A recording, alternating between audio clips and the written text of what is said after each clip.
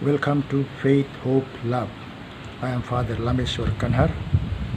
It is 12th Sunday of Ordinary Time, Year B. First reading is from Job 38:1 and 8 to 11. Psalm is from 107:23 to 31. Second reading, 2 Corinthians 5:14 to 17. And Gospel reading, Mark 4:35 to 41. All these readings speak about our trust or faith in God. We see the first reading, Job, a wealthy and healthy man, having 7 sons and 3 daughters, and plenty of wealth and workers, everybody, lot of prosperity and name and fame. One day, suddenly, his sons and daughters and property and workers are killed. And then Job says, God had given and God had taken. Job 1:21. Because of this, his 3 friends, Eliphaz, Bildad, and Zophar, they come to console and comfort him, but they have no answers. Why a righteous person suffers? Why an innocent person suffers? They have no answers, but they give the answers what they had understood. Every person suffers because of one's sins. That was their answer. Even Job had a tough time to understand. Why God? Why me? Why? He was justifying himself that he is innocent, he is righteous, but he never justified God. So in this process, another friend, a young friend, Elihu, who was observing all these 3 friends' answers, and finally he comes and tells all of them because they had a wrong answer, and he's the one who is inspired by the Holy Spirit. He talks. Therefore, hear me, you who have sense, for be it from God that he shall do wickedness, and from the Almighty that he should do wrong. Job 3:34-10. This is what Elihu gives them answer. God cannot make wrong. God cannot do wickedness. And that's why all that has happened to Job has its own purpose. God has his way of doing things for his own glory. And that's why we see in the world or even in the scripture how the death has come, why the suffering came. Because this suffering and death came because of the devil's envy. But through the devil's envy, death entered the world, and those who belong to his company experience it. Wisdom 2:24. Otherwise there would have been no death, no pain, no suffering, no sickness. Everything would have been very good.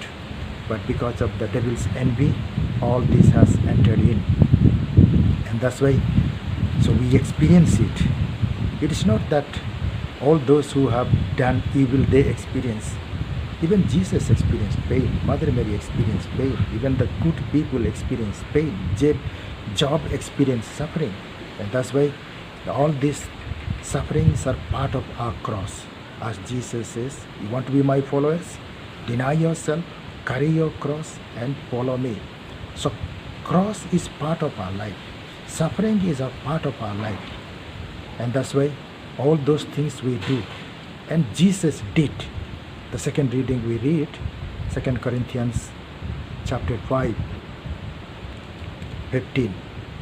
And he did for all. He died for all, so that through those who live might live no longer for themselves, but for him who died and was raised for them. And that is how Jesus is the one who died for us, and we are called to live for him. Everything is created through him and for him. Nothing is created without him. And that's why all of us are called to live for Jesus. And also we read again, so if anyone is in Christ, there is a new creation. Everything old has passed away. See, everything has become new. 2 Corinthians 5:17. With Jesus, we become new creation. And that's why Jesus began the new creation, the new week, Holy Week. Our first parents, Adam and Eve, made the unholy, and he made it a new Holy Week. And that's why whoever is in Jesus Christ is new creation. And that is how every day we can become new. And in the gospel reading, as we see, Saint Mark reminds us, as they had the feast of 5,000 people in the Decapolis, and then Jesus brings them to the other side, Capernaum. And on the way, they had a storm in the Sea of Galilee. And then they were frightened. And then that's why they are asking, Master, don't you care for about ourselves? And so then they woke him up. And when he got up, he woke up and rebuked the wind and said to the sea, Peace, be still. Mark 4:39. The wind was still and the sea was also still. Peace came about. And that's why they said to themselves, who is this man? Even the wind and the sea obey him. Jesus said to them, why are you afraid? Have you still no faith? So this is how Jesus is reminding them, why are you afraid? When I am with you, why are you afraid? Still you have no faith? They have seen how the demons are exorcised, how the blind people see, and how the 5,000 people have been fed. So they have seen all these miracles, but still they have no faith. Now they realized it is only God who can walk on the water. It is only God who can control the universe, wind, water, air, fire. And that is how even God asked Job, the origins of the universe, where were you when I created the earth? Where were you when I put the boundaries of the water and the air? All this from the bottom to the top he asked, from the material world to the vegetative world, the human world and the angelic world, the spiritual world. He asks, where were you, Job, when I created? And then that's why you are asking why and me? For all these answers, God has the answers. For every why, God has the reason. He has the reason for creation. He has the reason for suffering. He has the reason for death. He has the reason for everything.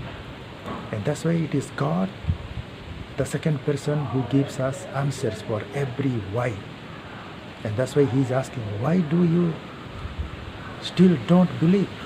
Why are you afraid when I am still with you? And the Catechism of the Catholic Church 1816 teaches us 5 ways: keep faith, live faith, profess faith, witness faith, and spread faith. So these are the 5 ways our Mother Church teaches us. First of all, keep faith. Keep faith in Trinity, Father, Son, and the Holy Spirit. Have that faith within yourself and make the sign of the cross in the name of the Father and of the Son and of the Holy Spirit. Amen. So this is the faith, keeping the faith within ourselves, Trinitarian faith. All that what we have heard from God, all that revelation He has done, we have to keep within ourselves. And then live it. And we have to live that faith. We have to live in Him, move in Him, and have our being in Him, in the Trinitarian God, the Triune God. We are in Him. And that's why, then after that, we have to profess it. We have to proclaim it. In the name of the Father, and of the Son, and of the Holy Spirit. I believe in God the Father. I believe in God the Son. I believe in the Holy Spirit. We have to profess it. We have to proclaim it. Not only for ourselves, but for others. We have to profess. We have to proclaim. We have to announce. We have to preach. And we have to teach. And that is what we have to do. And fourthly, we have to witness it within ourselves, within our family, within our community, within our church, and within the world. Whoever acknowledges me on this earth, I will acknowledge him or her in heaven. And that is what Jesus reminds us, Matthew 10:32. So he will acknowledge us. If we acknowledge him here, he will acknowledge us there. And then finally, we have to spread it all over the world.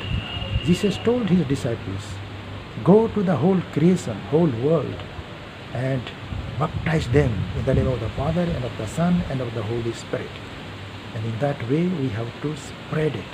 We have to spread his name.